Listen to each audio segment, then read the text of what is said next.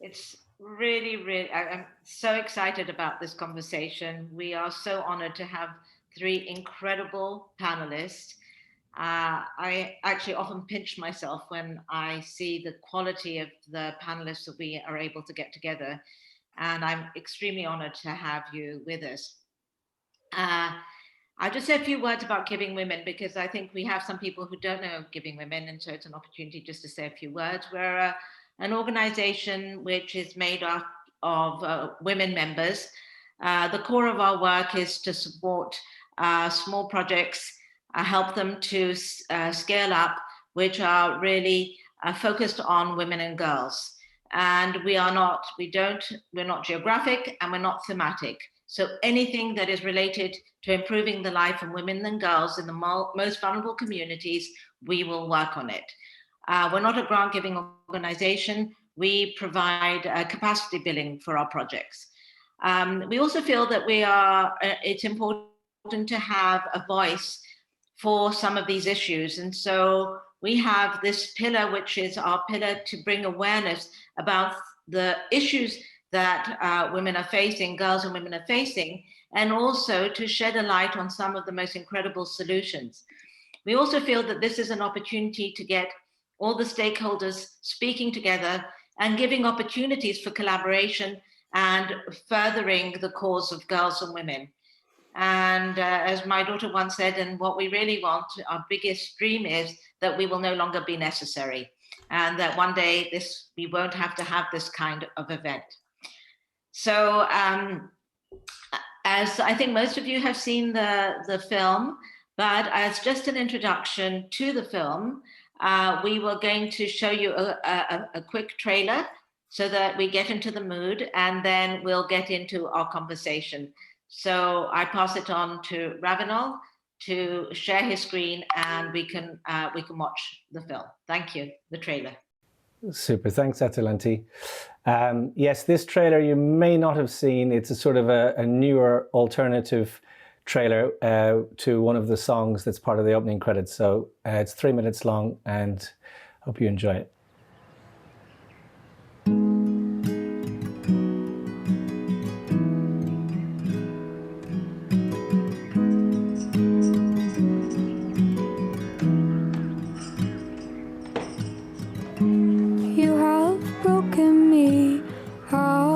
The way down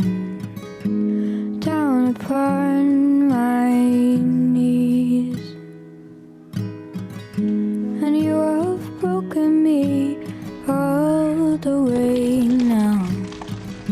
You'll be the last you'll see.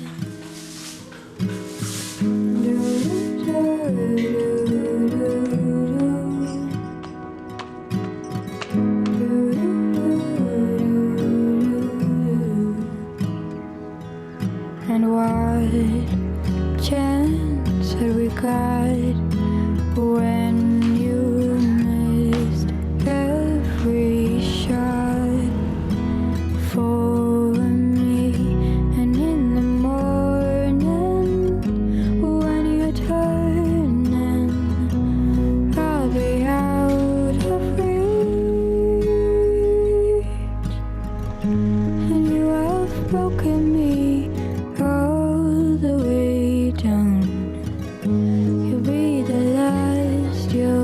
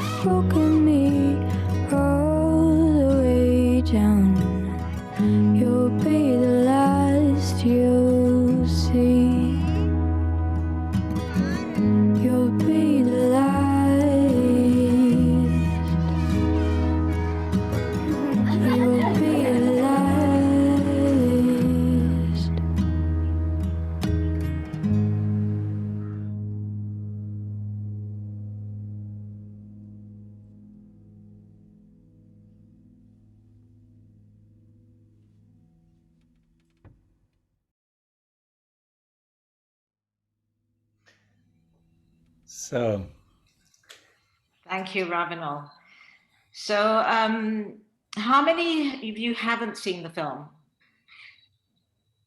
Okay, so there are a few that haven't, but most people have, which is really, really great.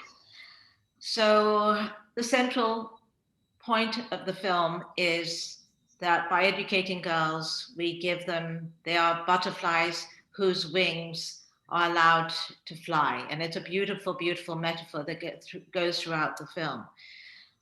But I think what we've seen also through the film, that education is not enough. There are a lot of other barriers that are really preventing young girls to really to get their wings and to fly. And I think that through the film, we really address some of those issues, which is what the conversation I think is going to be about today. As I said, we have a stellar and wonderful panel. We are very honored to have Ravinol Chambers, who is a director of the film, who runs his own award-winning film production company, and who actually was introduced to me at the beginning of the journey when he was starting to, and I never know how I meet all these people, but I'm so lucky. I meet the most amazing people that come to me, and we started, and he was just about to start the journey, and we had a long conversation and so on and so forth. I'm not going to give a bio of all the three wonderful people that we have here, because you have the bio, but I just want to say that one of the things that most struck me about Ravinol was his humility. And I think that that comes out very strongly in the film, in that he is so honest in terms of the way he tells his story. So how we're going to do it today, I'm going to ask each of our panelists to just one or two questions, and then we're really going to have a conversation, the three of us. So my first question to you, Ravinol, is that we saw through the film, you actually had a personal journey at the same time as the journey you had in really identifying the issues facing women and girls. And I'd like you to just go a little deeper, how, first of all, about your journey, but also what led you to take this journey around the issue of education for young women. Yeah, thank you. First of all, thank you, Atalanti, for your encouragement and support throughout the whole process. Oh, someone's microphone, I think.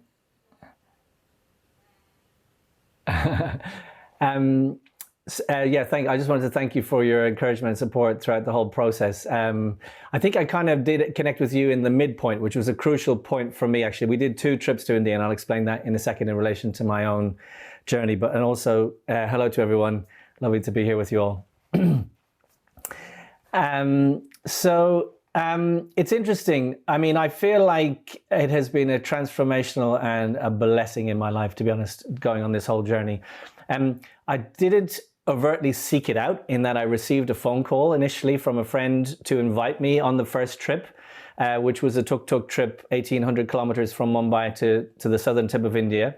And it was obviously an adventure, first and foremost. That was the first thing that attracted me to it, the road trip and getting to see India as we traveled down. But I also then understood that there was a much deeper purpose to the trip, which was the raising awareness and funds for this school in Vrindavan that we would go to after we finished the trip. And we got to meet the girls there and also learn about the reasons why so many girls in India are not encouraged to go into education, and if they do go in, that they don't often stay for too long. So it wasn't something that I was seeking out, but actually maybe unconsciously I was. When I was a Hare Krishna monk for most of my 20s, so from about 20 to 28. Young and idealistic young man. I grew up in Ireland, in Dublin, like some of the other people here from Northern Ireland. My father was a very successful entrepreneur. I had 2 brothers and a sister. My mom was an incredibly talented woman, but very much in our family, the gendered stereotypes were very much there. And as I've gone on this journey, I've learned that although what we see in the film is the Indian stories, this is a story that many people can potentially relate to in their own life, no matter where they come from. And so I grew up kind of with those kind of gendered stereotypes already. And then as a monk, taking on very traditional, older Indian cultural ideas, there was nothing malicious about it, but I really had this idea that, yeah, a good girl, a good wife would be submissive, sort of supportive. And there were even some of the statements, like I mentioned in the film, that we would hear, like, that women are sort of like children, they're less intelligent, they're more naturally inclined to be at home and have all these supportive roles. And I didn't really question it. Although now when I look back on it, I had to actually really say, did I really believe those things? And I did. I totally believed it. But now I'm kind of like, my God, how did I? I went on that first trip, and to be honest with you, I was just full of enthusiasm, wanted to learn about it, and my idea was that we would speak to people along our trip, and we would learn about the issue from the ground up, from real people on the ground.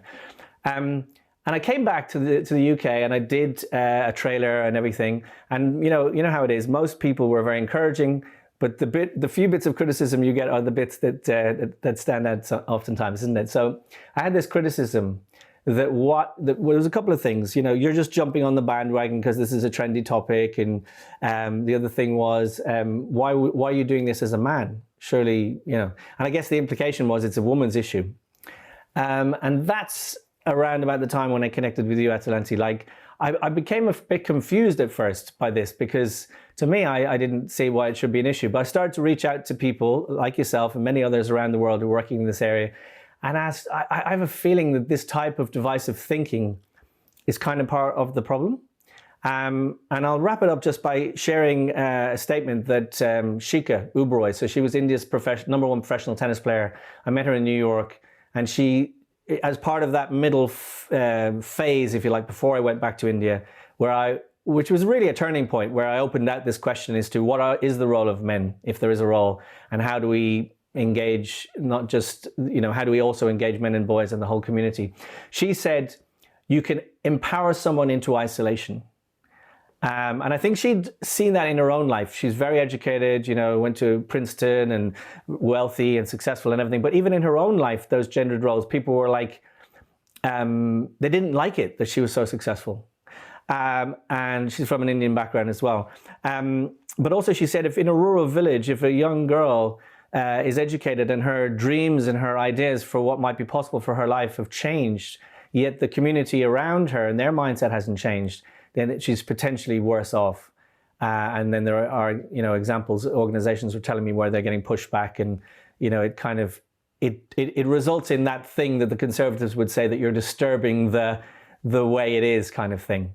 So I felt like a broader perspective was needed. And then I went back to India again and spent much more time and visited projects working with boys as well. And that kind of, all of that story that I've just described to you is kind of in the film, like my story unfolds, and as you come on the journey with me. And the bit that I think you're referring to is towards the end of the film. My wife Tina speaks, and she said, the irony of all of this is, here he is trying to understand all these things, yet in our own lives we have these gender stereotyped roles. She's very educated, did her master's at Cambridge and was a teacher and everything, and then we had 2 sons. And actually, she did want to stay at home. And I think this is one of the things, whether we'll discuss it today or not, that I don't think it's about whether a woman is out there crushing it as a CEO or staying at home as looking after the children. But it's the main thing is that it's her choice. She can choose, like, either one is fine, right? I think sometimes we can color one bad or the other one bad. But at the end of the day, that's what she wanted to do, and I support her in that. But there were a lot of parts where I wasn't supporting her emotionally. I was kind of like, you're doing your bit, I'm doing my bit, that's it. And then this whole process and the conversations we've had as a result have really, really been so valuable and helpful in bringing us together, and me leaning in and being much more, I guess, supportive of her contribution. Yeah. And also, thanks to her, you were able to make the journey. Absolutely. Thanks to her, I've been able to do so many things. Yeah. And her, her openness and generosity to allow you. So I think that's also an important part, and and you certainly do make a point of showing that in the film. I'm going to come to Ziauddin Yousafzai, who we have with us today. I'm so honored to have you with us, Zia. Zia is a very important education activist. He's himself has been a teacher. I'm not starting with the what people usually start with, Zia. I'm giving you your accolades for the man that you are. A supporter of women's education, a teacher himself, an administrator, and now an incredible activist for the rights of women. He is, as he says, known as the father of Malala. But clearly Malala wouldn't be the woman she is if it wasn't for Zia. And we had a lovely conversation earlier, and I think we're going to hear about some of those things that he shared with us. However, I think it's also a very sobering moment that we're living in, because we had seen a lot of advance in getting young girls educated. We saw that there were more girls going to school, there were more girls being educated in the developing world. And then COVID came. And I think we must recognize that sadly, the slippages that we see because of COVID-19 is going to affect girls and women probably more than anybody else. And I think it's very, very important for us to keep this fight. In addition to that, we see that the barriers are also related, as we have said, to social norms, religion, etc. Something that Zia has had to face and his daughter, Malala, faced when she was shot in the face for fighting for education and for girls' education at a girls' school. And the famous quote of Malala is, "I don't understand why men with guns are frightened of women with books." And I think recently we saw a horrendous attack in Afghanistan of a girls' school which Human Rights Watch had done a short trailer about earlier, showing these wonderful young girls so happy to be educated. They could not be in the same building as the men and the boys. They were in a tent outside, but they were loving their education. They were happy like the girls that we saw in the trailer. And as I watched it the other day, I thought many of those girls are probably now dead. And I think that's one of the things that we need to think about. There's so many barriers there. So Zia, however, is a very positive individual and has fought for women's education. But my question to Zia was, how and when did you become this great activist, the father that every young woman would want to have fighting for her education? Zia, tell us your story, please. Thank you, Atalanti. Thank you for having me on this wonderful panel. And thank you for this nice introduction. And honestly speaking, being a teacher and educationist, all these things I love to be said about me, but being known as Malala's father, I love it the most, like something I'm so proud of.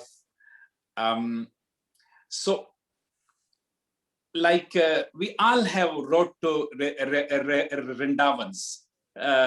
We have our own journey. Every individual who think of change. So first their transformation come in them and then they stand for a change. I myself grew up in a small village in the northwest of Pakistan, in a very lush green, beautiful valley. It was so rich with natural beauty, rivers, springs, tall mountains, everything that nature can give.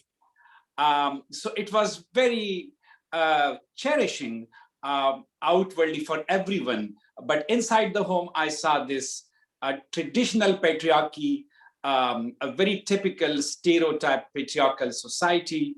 I had 5 sisters, and I could see that I was treated differently in having food, clothes, a pair of shoes, because I was a boy. And even in the daily conversation, the people's conversation with me was nicer as compared to the girls. And the worst discrimination that my sister went through was deprivation from education. I was sent to school and they didn't achieve education. And I won't blame my parents only for that because the government was also patriarchal. There were hardly any school for girls. So while I was pursuing my education in school, they stayed home. They could not dream beyond becoming wives and mothers, and now some of them are grandmothers. My parents had big dreams for me. Like they wanted to see me as a doctor, an influential person, maybe a rich person, a famous person. So for this one boy, they had a lot of dreams. But for 5 girls, they had the only dream they had was to get them married as early as possible. So that was the very traditional patriarchal family environment I grew up in. And the same was with my wife as well. But thank you to the books I read. Thank you to my father who gave me this modern education, because Rav was a monk himself, but my father was a Muslim monk, kind of. He was a Muslim. He was a prayer leader in the mosque. He was a Maulana. So he was not supposed to give me the modern education. He was supposed to be to make me like father, like son. But I'm very thankful to him that he didn't shackle me with his past, rather than he gave me modern education, and he was a father of the future. So that made one difference. If you ask me that what transformed me, so the most important thing that played a key role in my transformation, that is education, education, and education. Education changed my inner being. Education changed my inner being. It changed, can you hear me? Yeah, we can hear you. Yeah, so it gave me values, like the value of love, respect for everyone, indifferent to their caste, religion, ethnicity, language. So this was one thing. Also, I went through some discrimination as a boy because I was dark in color. So some of the teachers gave preference to the fair-skinned boys. I was not very rich. I belonged to a lower middle class, and the rich boys were preferred. So at that very time, I was very mindful and very conscious about any kind of inequality and discrimination. So that also changed me. I say something that is called positive revenge. When you don't reciprocate or you don't retaliate the person that treats you badly, rather you stand against the very bad thing, like you stand against injustice, inequality. So this is how really I changed. And in this journey, like the first person that I came across and who opposed me was myself, because I grew up in patriarchal family. And most of the time people are very comfortable and they don't want to come out from their comfort zone. It's very easy to flow with the tide. To swim against the tide is something that is difficult, but once you are sure that the values and the norms you stand for are the beautiful, real, and human values that you should stand for, and once you are convinced, and once you say goodbye to your old self, and you stand as a new self, then you not only swim against the tide, rather a time comes that you move the direction of the tides. You change the culture. So then I remember that this was the thing that I named my daughter after the Malala of Meagan, because she was known by her own name. And then you might have heard that when I put my name on the family tree for the first time, it was a family tree for 300-400 years back, and all were men, and the first name that I entered was my daughter's name. So these were small feminist actions that I took long before even I knew the word feminism. So this is how, it starts. And then I strongly believed that education is something that that is the most powerful equalizer. Like it helps girls, it empowers them, it gives them wings, it gives them, it helps them to fly. This is not the whole, but this is the part, the most important, the key part, very important. And that is why when I'm asked that what special I did for my daughter, and I tell people, don't ask me what I did, rather ask me what I did not do. I didn't clip her wings. I didn't clip her wings. I did not decide that she should be a girl staying at home. She should not go out. She should be herself. And that decision and that mindset made the change.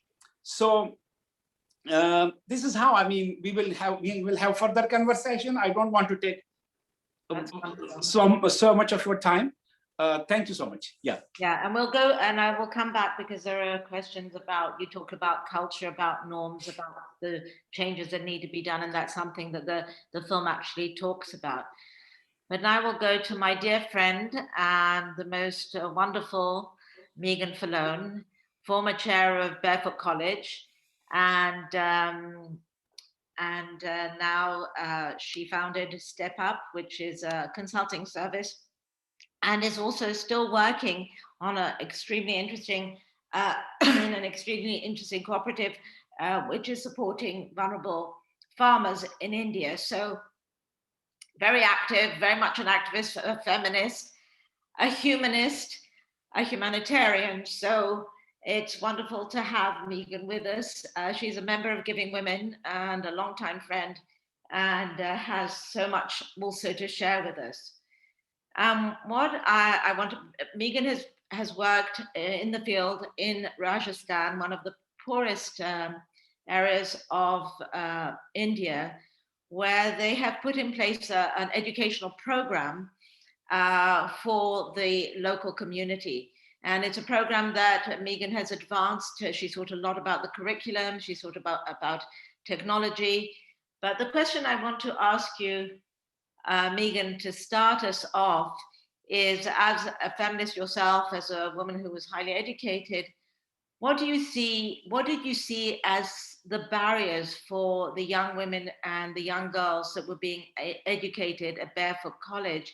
And how did that transform your way of thinking about education for women? You're on mute. You're on mute, yeah. Thank you, Atalanti, and so lovely to be amongst Giving Women this evening, and thanks for having me. And I, of course, met Ravional because Atalanti introduced us and said, you two must talk. And so this is how the connection and the world works. And then, of course, if you saw the film, you saw that that part of the film is shot at Barefoot College. And we were really blessed to have him there. And sort of everybody that comes into the environment at Barefoot College adds and catalyzes the team to think differently and to question what they're doing in very healthy ways. So people who do mission all the way to these projects, I would be really supportive of any of you doing that at some point, because there's nothing like seeing on the ground what really is the challenge. And, you know, for me, the barriers around education and the challenges around education are first and foremost in our own minds.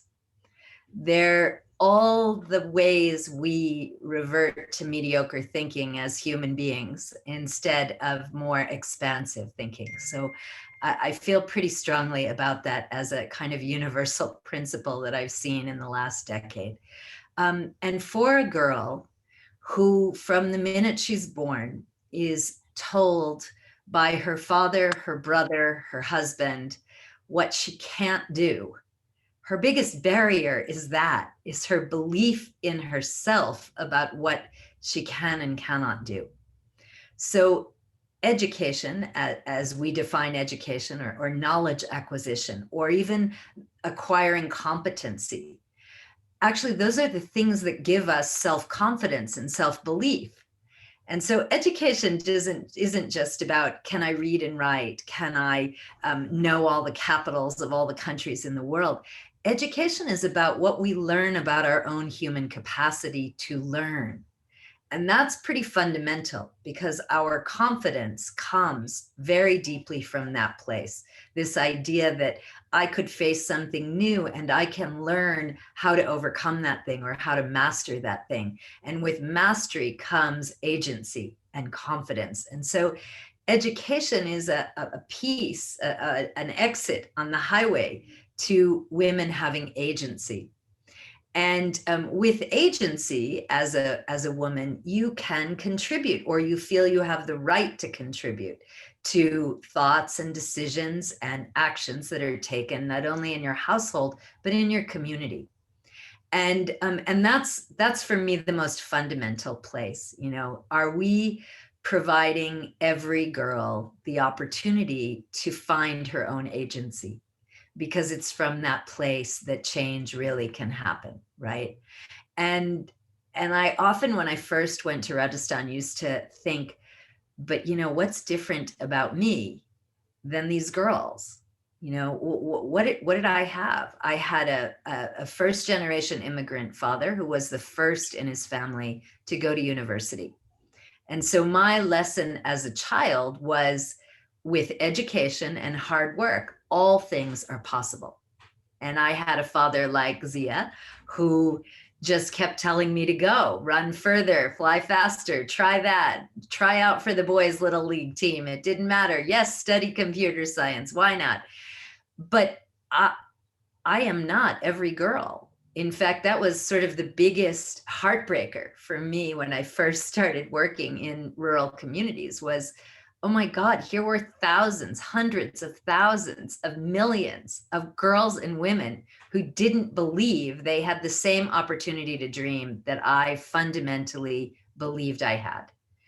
And so our work around education was at Barefoot College, and now as I continue in new ways to think about the transfer of knowledge, it's always with it's not just about the go to school, not just about the learning of something. It's about how do we translate that into agency and into relevant skills, and how do we find ways for women to exemplify their knowledge and their learning. The problem is that's where the barriers start, because that's where you start to hit the power structures and the patriarchy, because that's scary. It's not just about, will our girls learn? It's about, oh my gosh, what will they do once they start to learn?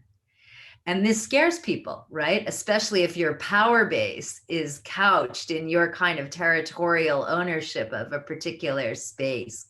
And so we have no choice, when we are educators in the developing world, to be continually thinking about those social barriers and how we can construct ways to move those out of the way. And that invariably leads us to have to include men in those solutions in clever and interesting ways, so that we find a way to not make the education of girls and women a trade-off that men see as an either or. Very, very important, that mindset shift. And that's one that we, even as women, we even play into that in many ways because of our own conditioning. And, you know, men play into it not so much because it's a conscious thing, as Ravinol explained. It's so ingrained in the way we think about things that it's very autopilot. We don't even realize we're doing it sometimes. So I think that, yeah, helping girls certainly to be aware of their power, their position, the way they can use their education. These are very important parts of any kind of curriculum development. Great, thank you. We've touched on so many issues and touched so many things. One of the things, and you talked about allow girls to dream, and I think one of the scenes that I really was touched by in the film was when you interviewed Ravinol, the girls at the school. And two things I wanted that came out from that was an incredible awareness of what was holding them back. Recognizing that, you know, they're girls, people don't want them. They're, you know, they're a burden. The girls were so aware of that. And they also had dreams. And for them, and it was those two things together that was really, I think for me, very, very interesting in that they could articulate the barriers. And I think, you know, I'll go back to Zia here in terms of Malala, and you brought up this incredible daughter that clearly was aware of the power of education and what she could do. What were her dreams? I mean, prior to the horrible experience that she had, and how did those dreams grow? I think this is a question that she should be asked. Yeah, herself. But yeah. as a father, when she was growing, and I could see this amazing light in her eyes, very free soul, free thinking. I broke all the chains and barriers that, like, when guests came, she sat with us. She had an exchange of her ideas. She was a listener and she was a speaker at a very young age. So at that time, before Talibanization, her dream was to become a doctor. But honestly speaking, as a father, even at that time, I could see in her, like, I like doctors and doctors save us, to be honest. But you see in some people, guts and characteristics where you see a leader in them.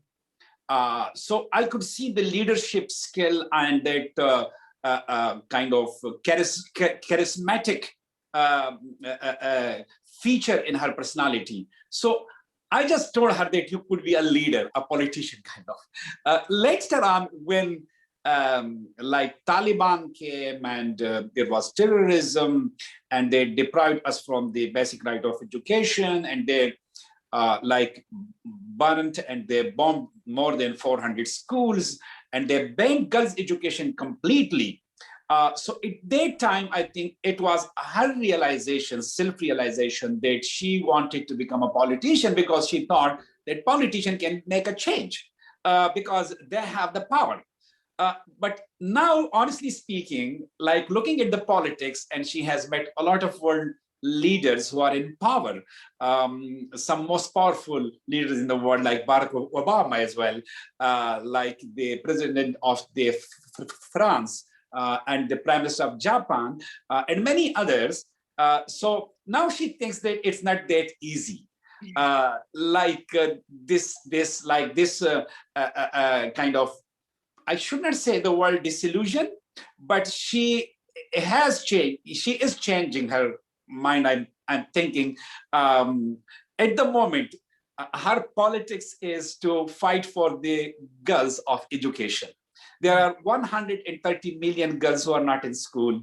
And as you mentioned in your introductory talk, that due to COVID-19, our research is that 20 million more girls will be, secondary school girls will be out of school when this crisis is passed. So at the moment, her whole politics is about girls' education, to see every girl in school. And at this moment, while we have all other issues of health and many other things, conflicts, so she is really standing for girls' education and wants to raise her voice on every platform that girls should not be ignored. They should not left behind. So I'm not sure what is she thinking about her future, but presently she is working on girls' education. She may change her mind. Yeah. And it's so important. As I said, we're in such a fragile moment. I had a question for Ravinol, because I think what was, it was a documentary, you had a journey and so on, but there was actually a kind of story there and a denouement that happened following that discussion that you had in New York with Shika, yeah. with Shika, where you suddenly got this, sort of almost like a light shone on, but there's a lot of other things than just going to school, which is stopping these young women really getting the agency which Meagan is talking about, which we hope that education, there are a lot of other parts to it. And I'd like you to perhaps, for me, one of the funniest things was Shika, who talked about the aunties and the nanas, or who sit around and the women themselves, because of the social norms and the expectations, and what will people say if you do this and if you do that, things that, some of us can identify even today, was one of the aspects that really were holding the girls back and not allowing them to go forward.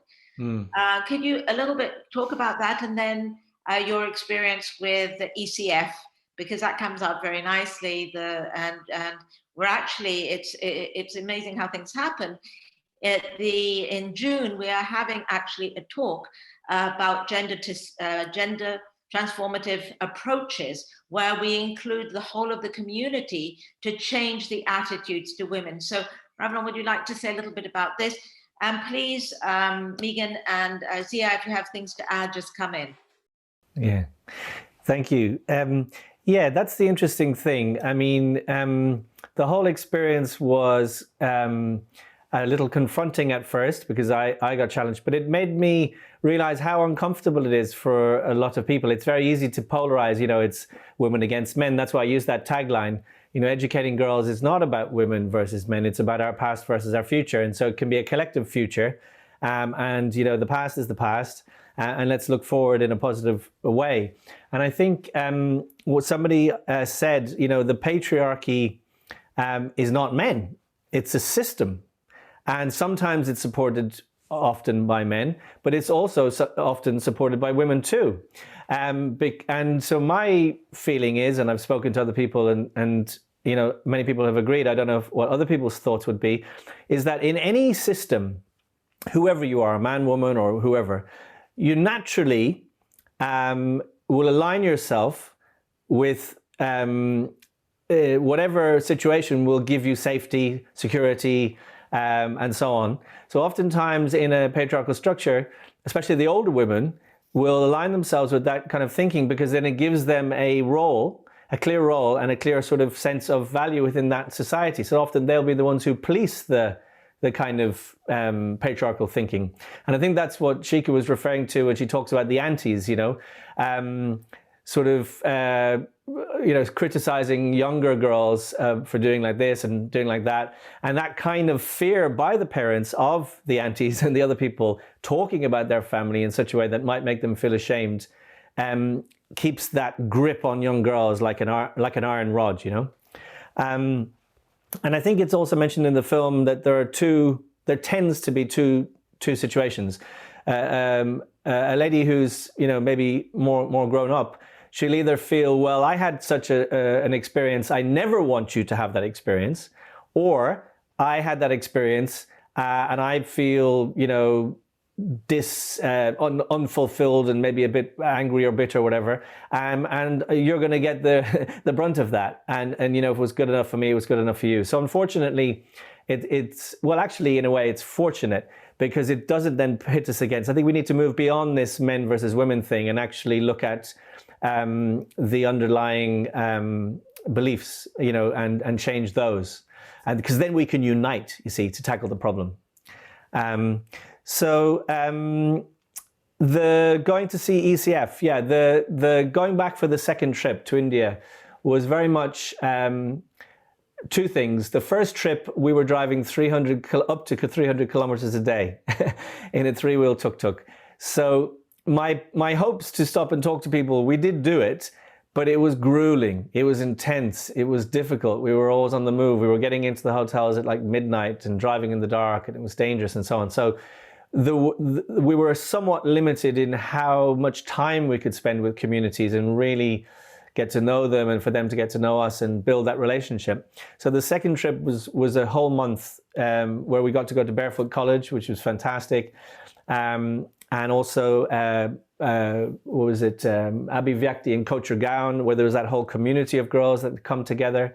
And also ECF, which is in Pune, where they're working specifically with with boys and men, but especially with boys, because the philosophy, when it makes sense, is that as boys are growing up, I love this phrase, you know, I saw it written, boys will be boys, and it was crossed out. And underneath it was, boys will be whatever we teach them to be.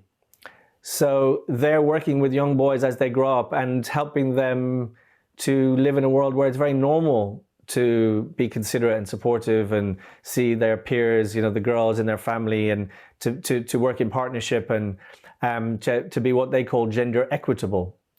And so there was a boy in the film, you'll have seen, Shivraj, and he is an example of the kind of boys that they're working with. And I guess it's no different than here in some ways. You know, young boys hang out and they, you know, might be being silly and sort of saying silly things to the girls as they're going past and so on. And that's never pleasant, you know, for girls, whether it's here or anywhere. But in India, or in that kind of culture, the impact of it is more than just being annoying. Because if anybody sees, again, back to the aunties and the community effect, if anybody sees that girl talking to one of those boys, even if it's to try and tell them to go away, but they're seen, that rumor could come out and the whole family's reputation could be tainted. So one solution to that is that, well, just keep the girls in. And I loved what Meagan said earlier about, I can't remember your words exactly, but just not settling for mediocrity. You know, this idea of developing as individuals and as cultures and societies. Because you see, my thinking is, I've had to do this because I've had the conservative people kind of attack me in different ways and whatever. And the thing is, you've got to acknowledge they have a fear which is legitimate. There's a legitimate fear. What I don't support is the way in which they try to solve it, which is just to keep the girl in. So my thinking is, yes, they are afraid that the girls might be in danger or this or that or the other. Oh, my apologies. Am I back? Sorry about that. So my point is that they have a legitimate fear that the girls. You can hear me?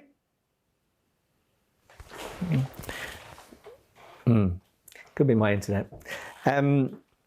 I say they have a legitimate fear. You know, they're worried about danger for the girls or for their reputation and stuff. So we shouldn't dismiss the fear, which is legitimate. What I don't support is the reductive approach to trying to solve it, which is just simply to keep the girl in. So that's to Meagan's point, that surely we can do better. You know. Yeah, I think also one of the things that I've also, and we've worked with ECF. It was a Giving Women project circle, but one of the things I also felt that it also liberates the boys from having to fit into the expected, you know, I have to be tough, I have to pick on the girls, I have to do this, I have to do that. There is also gender biases. So it's almost society has created this image of what masculinity should be. And the boys are actually caught up and stuck in there as well. So it's not a criticism of the boys, it's a way of how can we liberate and change those ideas. And I think that comes out very, very powerfully in the film.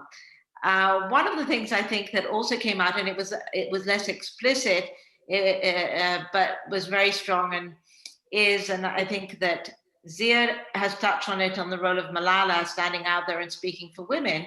But I think also Meagan must have seen it very often in your work in Rajasthan, is the importance of role models.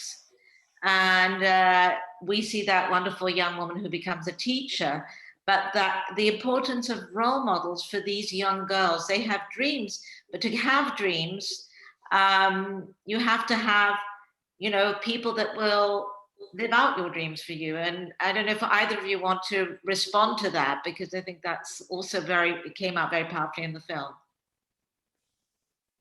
Meagan? Meagan should go first, I think. Yes. It is her turn. It's her turn, absolutely. We're very democratic Yes. here. Meagan, it's your turn. We want to hear from you more. I think you're muted again, Meagan. You're muted. You're muted. You know, I think role models are great, but it's almost more important from what I've seen to have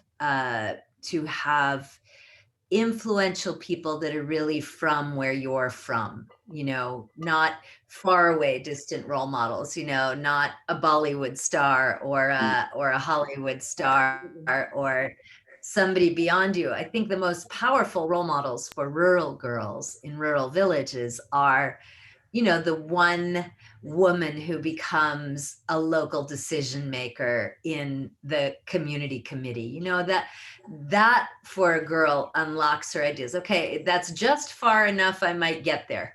And so that's like the spark then. And I think men can be role models for women. I think men don't realize that sometimes, you know.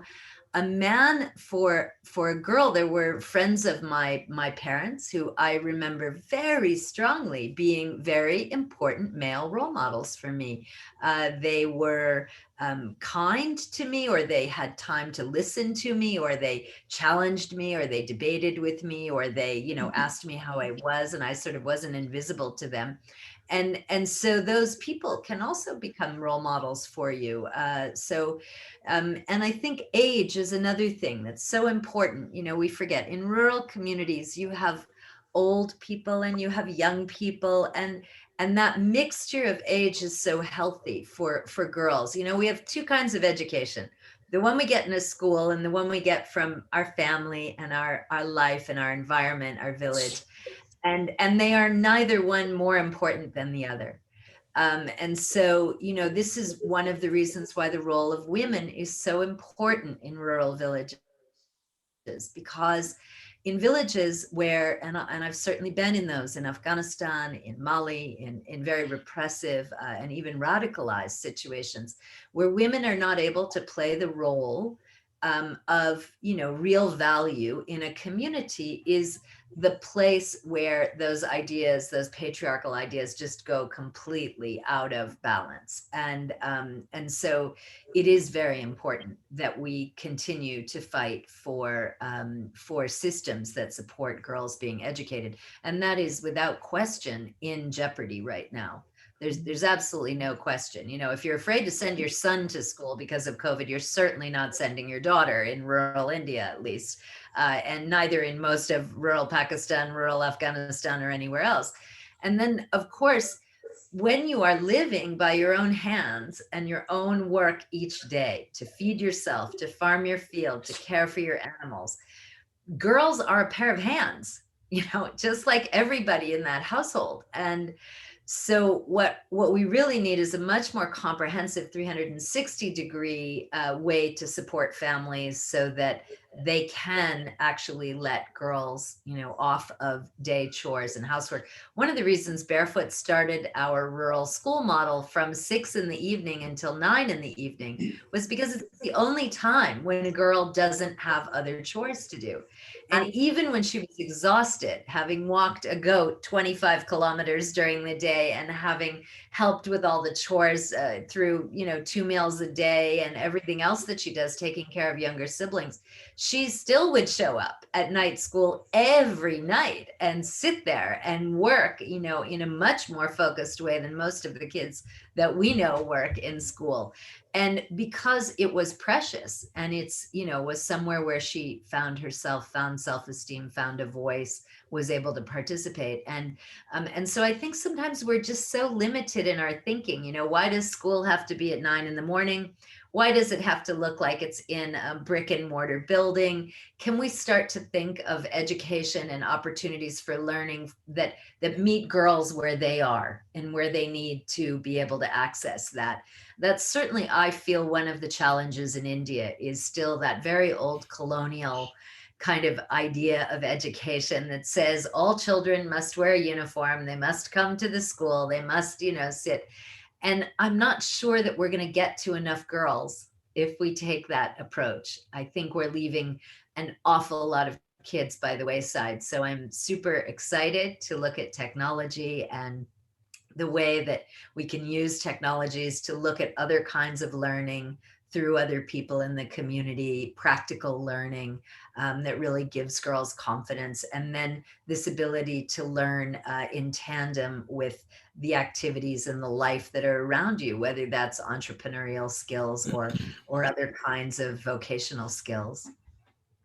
Yeah, and I actually visited one of the night schools at Barefoot College, and the thing that touched me very deeply was it was not only the children that were learning, but their parents. So the children were sitting, they were having their class, but all around were the parents who were following the class. So it was such a whole family experience, and it was just amazing.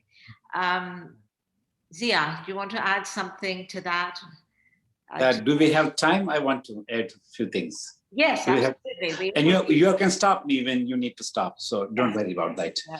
Yeah, I mean, I totally agree with Ravional and with Meagan, especially about the role models. I'll say that when my mother was inspiring me as a boy, so she inspired me with the role models in the neighborhood that Mr. So-and-so, he was a very poor man, and now he has got an education, and now he's a doctor, he's a bank manager, he's an engineer. So local role models are so important, and that's why the terrorist organizations like Taliban, these guys, if you look at the history of terrorism, they kill role models, unfortunately. Why did they want to attack Malala? Because they thought that this girl is becoming a local role model, present day role model. Our problem with the Muslim community is that usually we inspire our children with past histories, which, I mean, that is not a bad thing. When children should know their history, but you can better inspire your children with the people who exist in their communities. So that is one thing. Other most important thing that Meagan referred to in the beginning in her first term is the generosity of the heart. Like as human beings, especially men, we have this frugality and this misery, are like we are miser by heart. We are not generous, and this narrowness should go, and this narrowness will go through quality education, the kind of education that imparts in our children the values of equality, the values of love, the values of empathy. So this realization that brings empathy in us as human beings, then we would be able as humanity. I talked about humanity, that so far we have gone as humanity. Like if I take this humanity as a big ladder, so men are on the top rungs. Women and girls are on the bottom rungs of the ladder. And sometimes men waste their time to push them down. So the issue is that men should realize, men should have the empathy, and even as Rev said, that patriarchy is not just men, it's a system. So everyone, women, men, they should have this realization, and they should have this empathy, and they should have this generosity of heart and minds, that we all can grow and thrive and can be happy together. So this is how we will achieve human happiness as humanity. This is so much important. So what Meagan referred to, that is so important, that we need not just one education won't solve the problem. Education, the kind of education that gives us the values, the beautiful values of humanity. And then there should be, for the time being, I mean, some people have problem with the word feminist. They say, why it's feminism means something that brings women against men. But I believe that feminism means equality. And equality at the moment, we need to work for equity. So we need feminist families, feminist men, feminist women, feminist systems, feminist companies, feminist governments. And that will create a feminist environment where we will come to a stage, maybe in the coming 50 years, 100 years, that a girl in Afghanistan will go to school and that will be a normal thing. She will not be attacked. I was very hurt a few days ago, as you mentioned, about the tragedy in front of a school in Afghanistan. And one of the girls, just after 2 days, she went back to the same school. And I can't forget her quote. She said that I do afraid, but I will still get an education. She did not say, I'm not afraid. She said, I'm afraid, but I will give an education.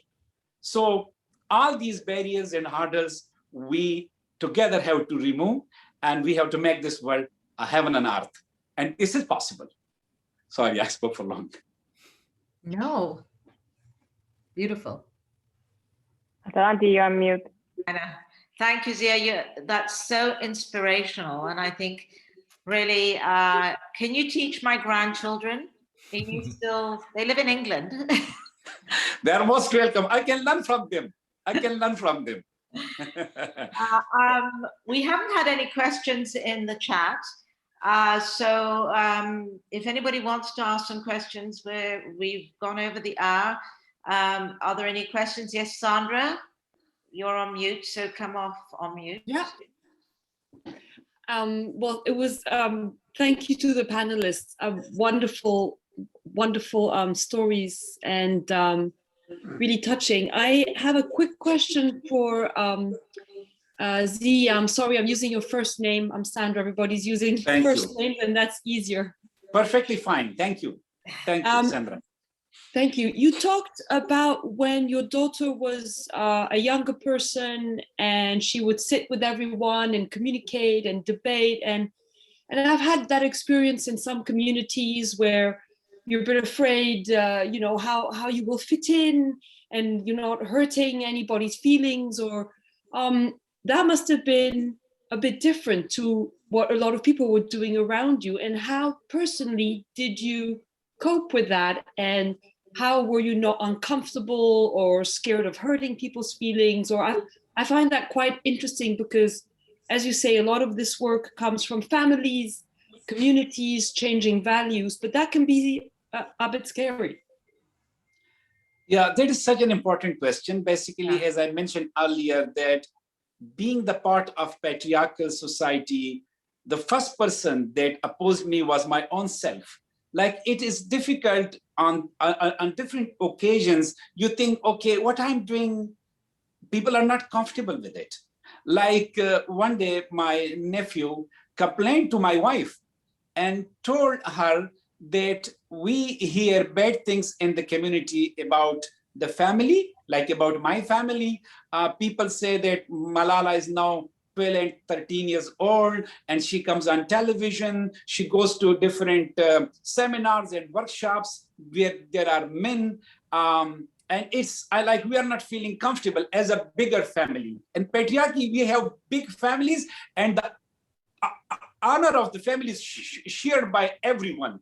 Every man is the protector of that so-called pseudo honor. And when my wife told me, because he knew that he could not straight away tell me it. So I told my wife, tell him, don't poke your nose in my family affairs. And the same nephew, he is a big supporter. Not now, even few months after, a year after, he knew. So the most important thing is the empathy. Like, usually what I did, my way of changing things in the community was to tell people that what I do or the behavior I have taken, it is for change, and this change is good for everyone. It is not something that I'm challenging to make them different people, are different human beings. They will still have their humanity and their honor. And so these misconceptions could be broken through empathy. When they feel that you are from them and you are their absolute wisher, like you don't want to destroy them, you want to see them prosper and happy. Beautiful. Thank you. Thank you, Zia. Any other questions? I'm looking here.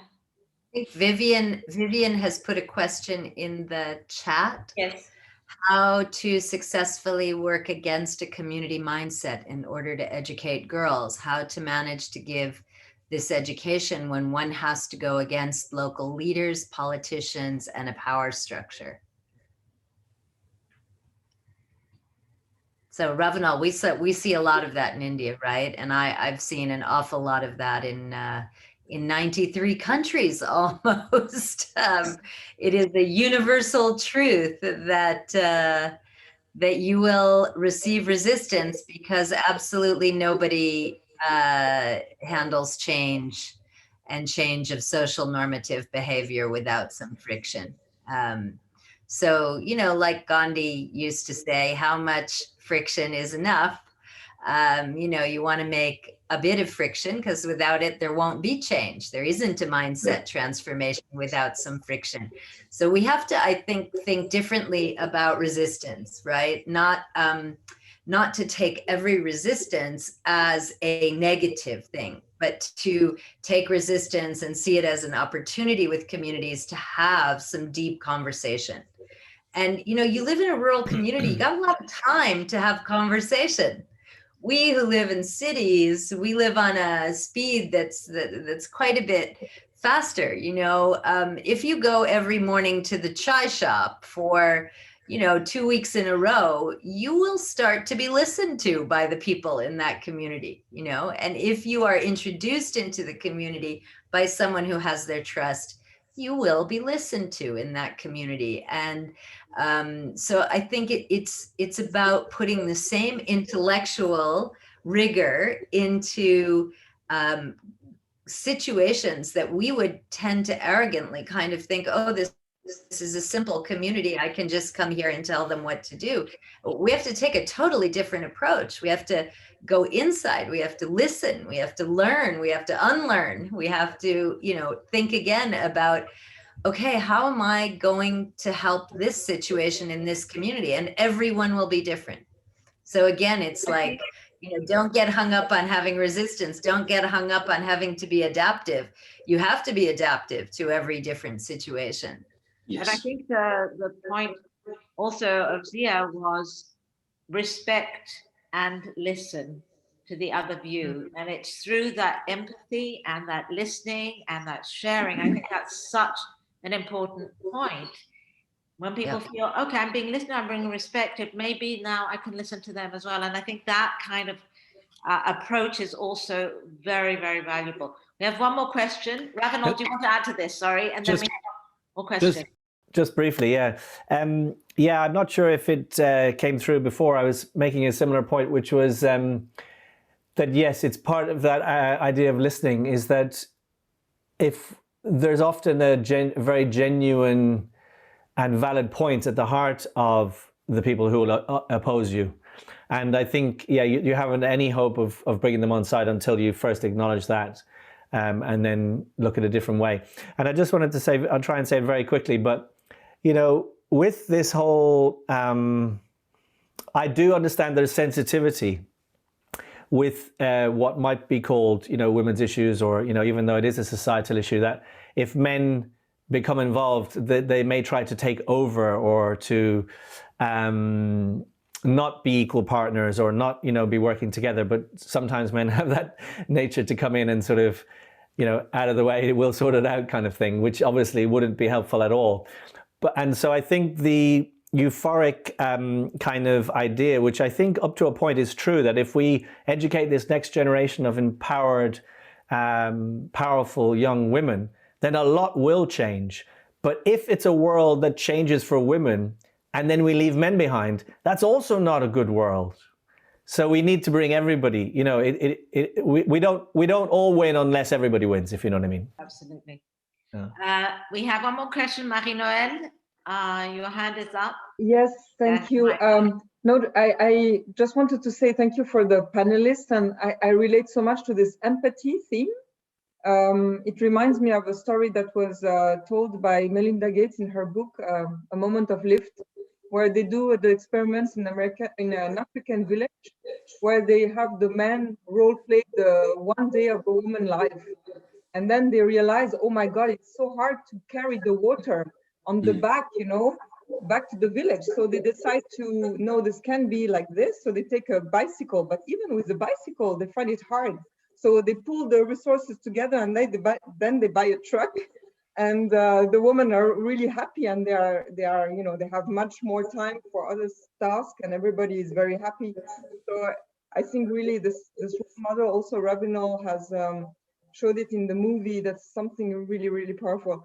But I had a question, maybe it will sound weird, but in India, there is a lot of still the caste system. Yeah. Mhm. Is it really the same in through all the castes? Because in the UK, there is a lot of Indians who are very educated, probably belonging to the higher caste, and where women have really a place and are very educated, etc. So I was wondering, is it just because they are not in India anymore and they're probably westernized? No. Do you see that through all the castes? Well, if I just chip in on this, because my wife is Indian, as you might have seen in the film.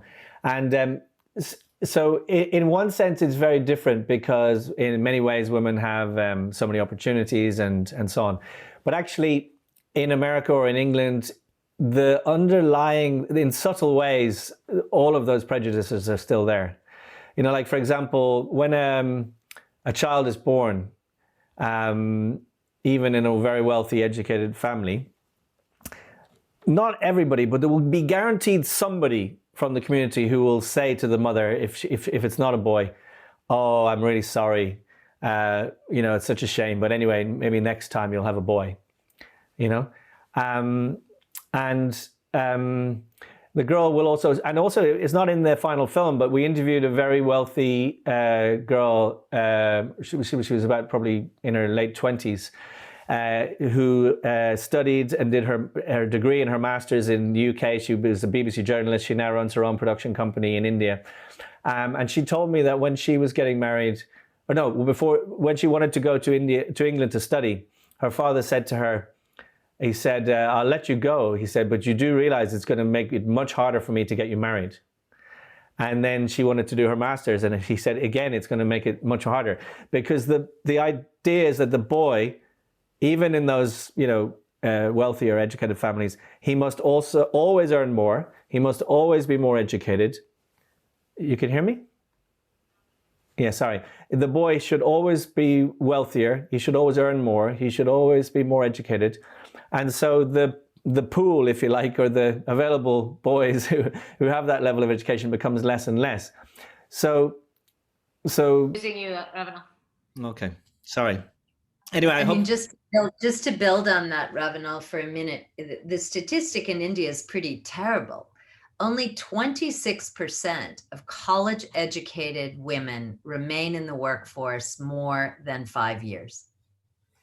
And that is totally to do with, you know, not only the constraints within the workplaces for women still, but also the social norms about women working, even in very well-off families who've been able to educate their daughters all the way through.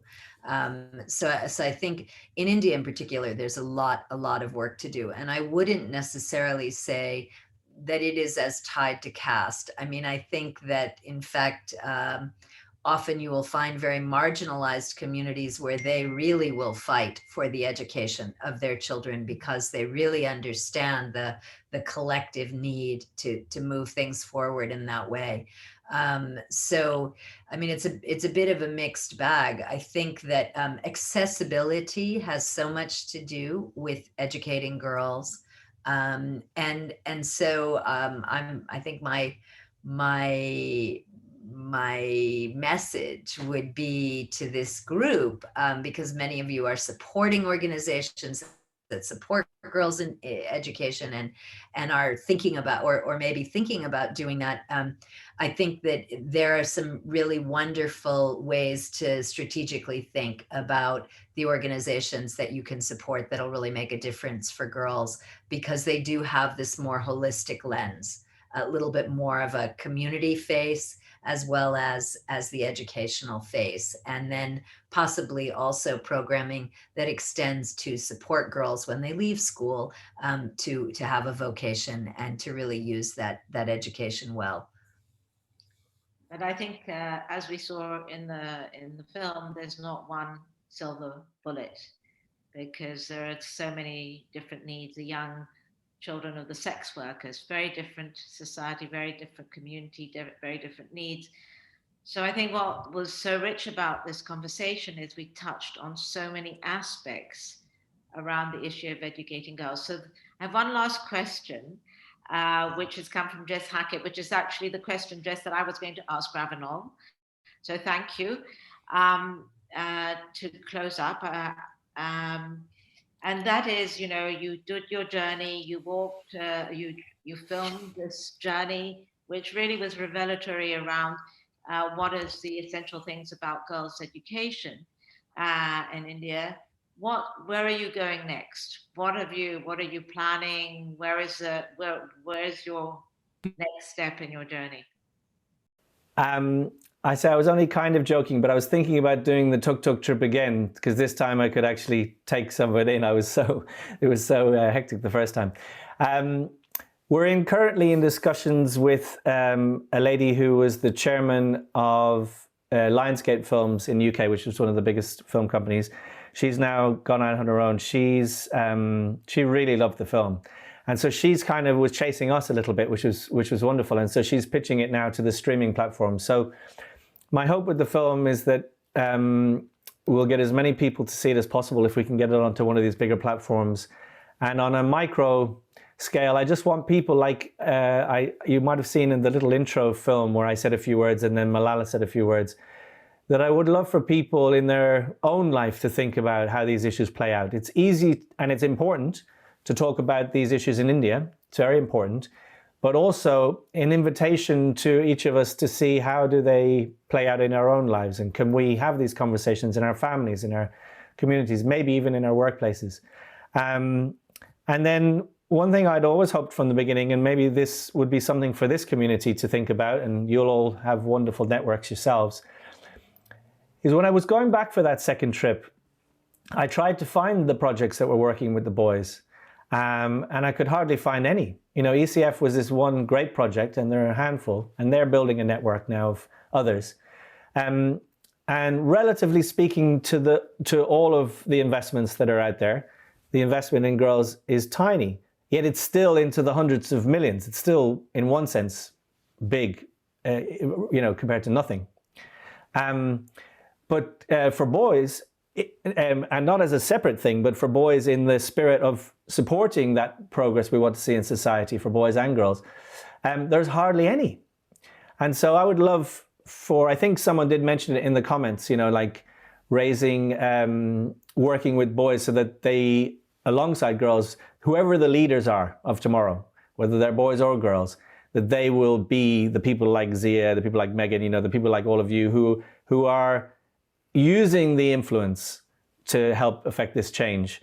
And so if you have opportunities so like I see someone has put Project Raise in there in ECF, the links, you should check them out. In your conversations around investment, around gender, please bring, if you feel inspired, bring in this element of working with the boys as an important component that needs to be supported more, because I feel like unfortunately, men, when we feel challenged or threatened, some of the ways that comes out is in aggression and anger and in violent and awful ways. And so when we're making this change, I think we need to be doing it with equal steps, so we can try and keep some element of balance as we progress, rather than it being too turbulent. So that's my invitation, especially those of you who are in this sort of area of social investment, to see how can we fund more programs on the ground with boys in this area. So on that note, and I think it's really, really an important point. As I said, Giving Women, ECF was actually one of our projects. We were very close to them when they were setting up Project Raise, which is part of ECF. And on which date, I can't remember which day we have it, in June, we actually have a panel discussion on the 3rd of June. We have a panel discussion at which ECF will be speaking around gender transformative approaches, where we are going to be talking about the importance of including that. And I just got a message today from the moderator who actually said exactly what you have just mentioned, Ravinol, is she's going to start by making us all look at our own prejudices, looking at the way that we make those gender differences in the way that we treat our children, in the way, like, do we, and we need to face our own prejudices before we can actually see the difference actually happening. And just to end with a sort of personal story, I'm one of four girls. And as most of you know, I'm from a Greek family. And every time another girl was born, my father would get letters of condolence. Don't worry, the next one will be a boy. And so finally, I had an amazing father, Zia, also, who was really pushed us. My father finally got all his friends together and he said, I am so happy to have 4 girls, and I don't envy you any of your sons. So beautiful. So I understand, it's a cultural, it's in many, many cultures. It's not over there only, it's everywhere around us. And so we still all need to do a lot of work. I just want to say how grateful I am for this wonderful opportunity. Thank you, Ravinol, for sharing your wonderful journey, your film with us. It was really a wonderful opportunity to have this really personal discussion, because it was a very personal, very rich discussion, which I think has certainly touched me very deeply. And I hope we will continue to have it. For those who haven't seen the film, we will have one more day of streaming so that you can watch it, because I think you need to see what the conversation is about.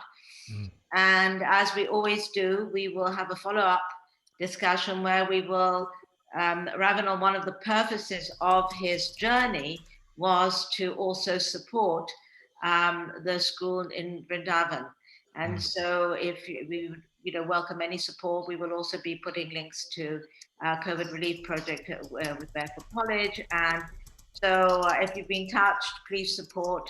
We still need, these organizations do need support, and that's one of the things we try to encourage. And thank you all, and see you again soon. So thank you for being with us this evening. Thank you. Thank you, Caroline. Thank you, everyone. Thank you, Meagan. You can unmute yourself. Thank you so much. It's been wonderful. It was wonderful. Hope to see you again. Thank you. Soon. Yes. Bye-bye. Thank you. Bye. Take care, everyone. Bye-bye. Thank you. Bye. Thank you, everyone. Bye-bye.